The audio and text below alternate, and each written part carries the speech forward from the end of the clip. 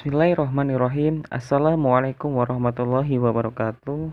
Perkenalkan, kami dari kelompok 6 yang mana beranggotakan Lutfiana NIM 4117115, Anissa Fitri Puji Lestari NIM 4117156, Ulil Amri NIM 4117163, Nurul Hidayatullah NIM 4117164. Untuk pertemuan kali ini, kelompok kami akan membahas tentang komunikasi dan public relation. Berikut penjelasannya.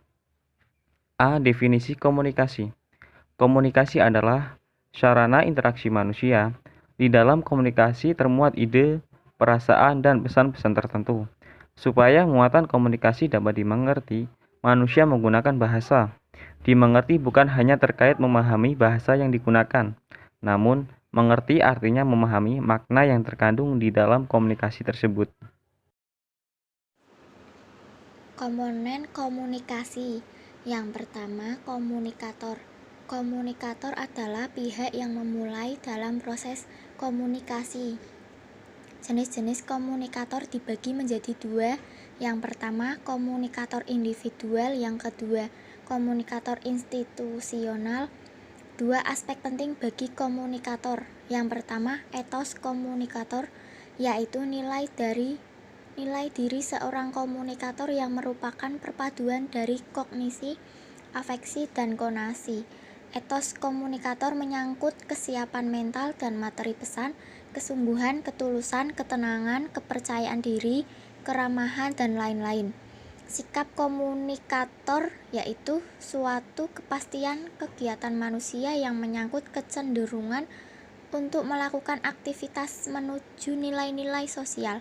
Sikap ini meliputi sikap selektif, reseptif, transmitif, asimilatif, dan lain-lain. Yang kedua, pesan. Pesan adalah informasi yang akan kita kirimkan kepada penerima pesan atau halayak sasaran. Jenis-jenis pesan dibagi menjadi dua. Yang pertama, verbal, yaitu pesan komunikasi yang disampaikan dalam bentuk bahasa lisan dan tulisan. Yang kedua, nonverbal, yaitu pesan komunikasi selain bahasa lisan dan tulisan yang berupa isyarat, gerakan badan, mimik muka, dan lain-lain. Yang ketiga, komunikan. Komunikan adalah sasaran atau penerima informasi dalam proses komunikasi. Komunikasi dapat dikatakan berhasil manakala komunikan menerima pesan sesuai dengan apa yang diinginkan oleh komunikator. Yang keempat, media. Media atau saluran komunikasi adalah alat, sarana, atau media yang kita gunakan untuk mengirimkan pesan. Yang kelima, feedback. Feedback adalah hasil atau akibat yang didapat komunikator dalam proses komunikasi. Jenis-jenis feedback ada 5. Yang pertama, feedback internal, timbul dari dalam diri komunikator. Yang kedua, feedback eksternal, timbul dari luar komunikator. Yang ketiga, immediate atau direct feedback, dapat dirasakan seketika saat komunikasi dilakukan. Biasanya terjadi dalam proses komunikasi personal atau tatap muka. Yang keempat, delay feedback. Pengaruhnya tidak diketahui secara langsung. Biasanya terjadi dalam proses komunikasi menggunakan media. Yang kelima, feedback positif dan negatif. Feedback positif adalah umpan balik yang sesuai dengan harapan komunikator.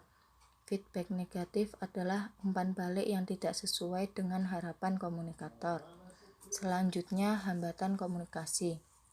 Yang pertama, hambatan teknis. Terjadi ketika media komunikasi tidak berfungsi dengan baik. Yang kedua, hambatan psikologis. Dasar komunikasi adalah proses berpikir. Proses ini mempengaruhi cara menerima pesan dan sikap sebagai respon. Yang ketiga, hambatan biogenetis.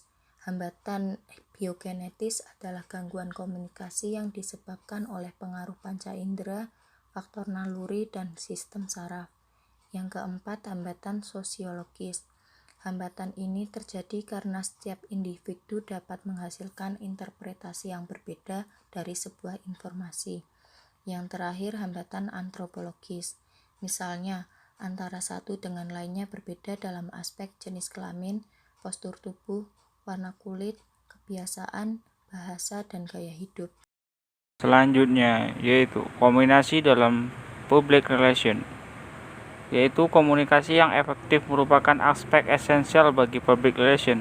Komunikasi dalam public relation berkaitan dengan sirkulasi fakta, pandangan, gagasan antara organisasi dengan publik untuk mencapai pengertian tertentu. Ada beberapa jenis komunikasi yang terjadi dalam kehidupan public relation. Yang pertama, komunikasi internal. Sebagai contoh, berkaitan dengan pertukaran informasi antara manajemen dengan para karyawan. Yang kedua, komunikasi eksternal. Komunikasi eksternal adalah hubungan yang dibina oleh organisasi dengan publik. Hubungan ini dilakukan supaya kebijakan organisasi dapat dipahami oleh publik. Komunikasi formal. Contoh, komunikasi formal digunakan manajemen untuk menyampaikan informasi kepada jajaran eksekutif, karyawan, dan publik eksternal. Jenis yang keempat, komunikasi verbal. Komunikasi selalu dikenal sebagai hubungan sosial manusia menggunakan kata dan kalimat. Yang kelima, komunikasi nonverbal, yaitu komunikasi berlangsung bukan hanya melalui ikatan dan kalimat secara lisan atau verbal. Selanjutnya, tugas public relation dalam bidang komunikasi. Ada 3 tugas pokok praktisi public relation di bidang komunikasi. Yang pertama, menganalisis dan mengevaluasi kecenderungan perilaku publik. Yang kedua, mempertemukan kepentingan organisasi dan publik.